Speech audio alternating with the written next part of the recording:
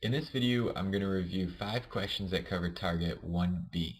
We're going to start with question number 6, move to number 7, number 8, number 9, finish up with question 10. So back to question number 6, and I already have this equation or formula, whatever you want to call it, written out, and that's going to help me drive all my actions here. So what we want to do is rewrite this term here, and we want to use rational exponents to do it. Basically, we're going to try to get rid of this radical, right? So let's just rewrite this. I'm going to keep brackets here as well as my squaring, and I'm gonna just deal with this middle part here. And again, we don't want this radical, so from this part to this part, a radical disappeared, and it looked like our m, which is our index, that little number right here, it went from here and it swung around. It ended up here as the denominator of a fraction. So let's go ahead and do that. I'm just going to rewrite 10d, and then I'm going to use parentheses there. And now I have 1, and then 5 is in my denominator. So all I did was take this m and swing it around here, and now we're left with this point. Now I'm going to call up a problem here on the right. If we have x squared and we're cubing that, we multiply the exponents because we have a power raised to another power, so we're going to be left with x to the 6th power. So here we have a fraction, which is our exponent, raised to another one up here, so we're going to multiply. So that's going to be like 1/5 times 2, which gives me 2/5. So now I'm just going to rewrite this base, which is 10 times d, and that's going to be raised to the 2/5 power.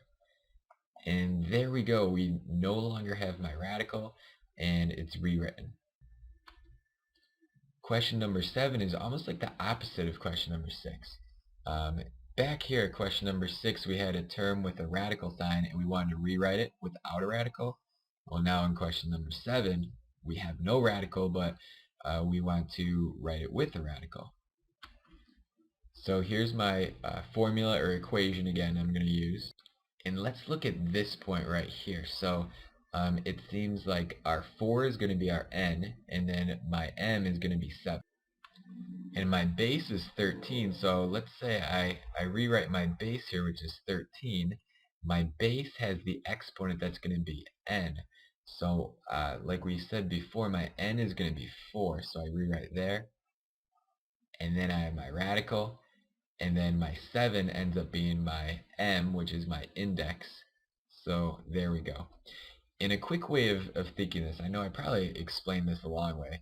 All you have to do is take my denominator, swing it around here, and that becomes our n, or like the index. So again, I could quickly rewrite this by making 7 my index, and then this numerator just falls into place as the exponent for 13. And that's my final answer for question number 7.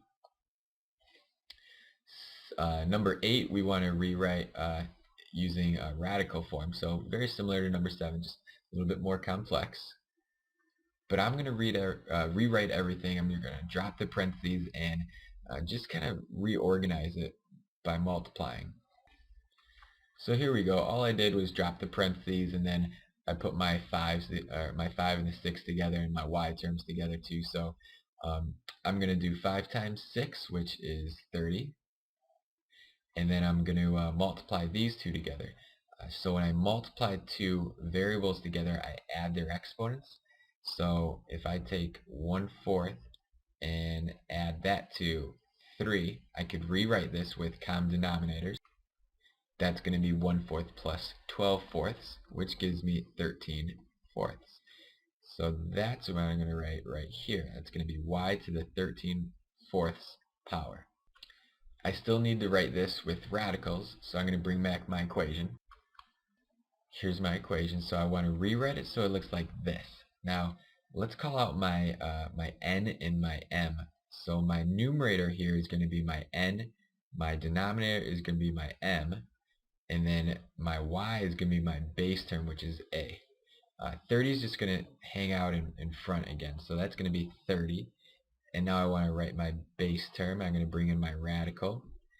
And in this form right here, my m is my index, so it's going to be my little number out here, and then my n is my exponent underneath the radical, which was 13.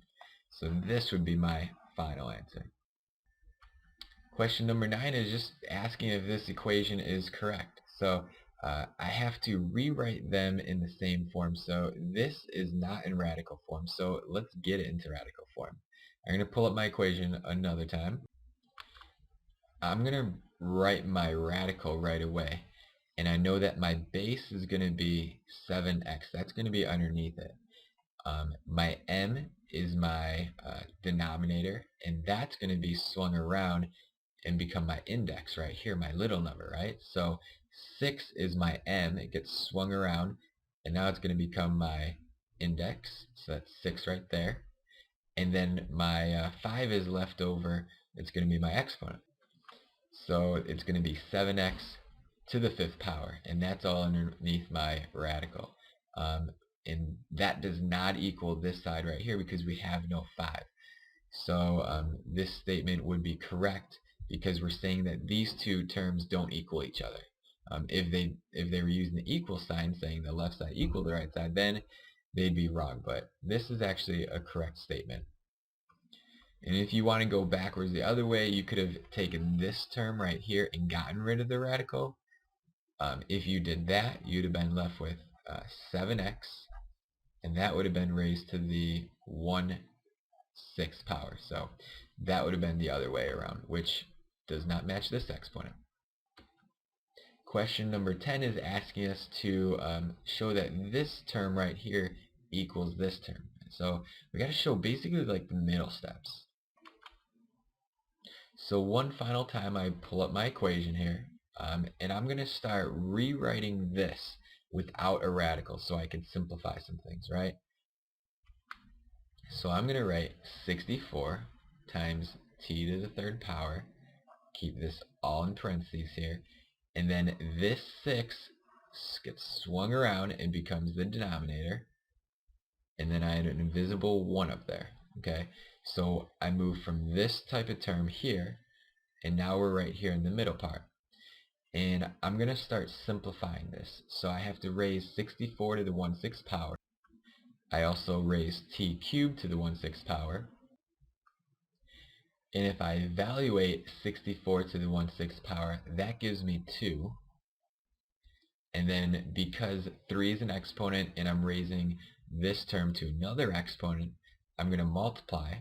So 3 times 1/6 gives me 3/6, which is just 1/2.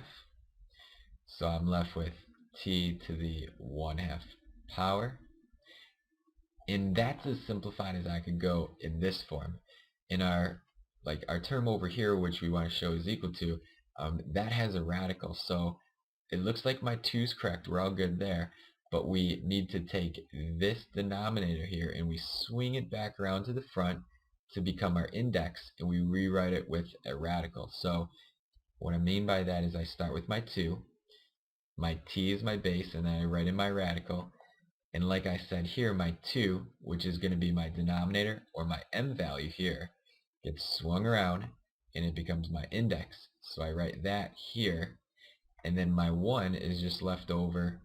It's my exponent for t. Now this is the square root, it's the 2nd root, so we don't have to write this 2. So I'm going to ignore it there. And then if I have a variable raised to the 1st power, we don't have to write that either. Keep that invisible. So it looks like my simplified form here matches this up there. And that's going to be my answer. So to recap, let's go back to number 6. We did 7, moved on to 8, then 9, and finished up with question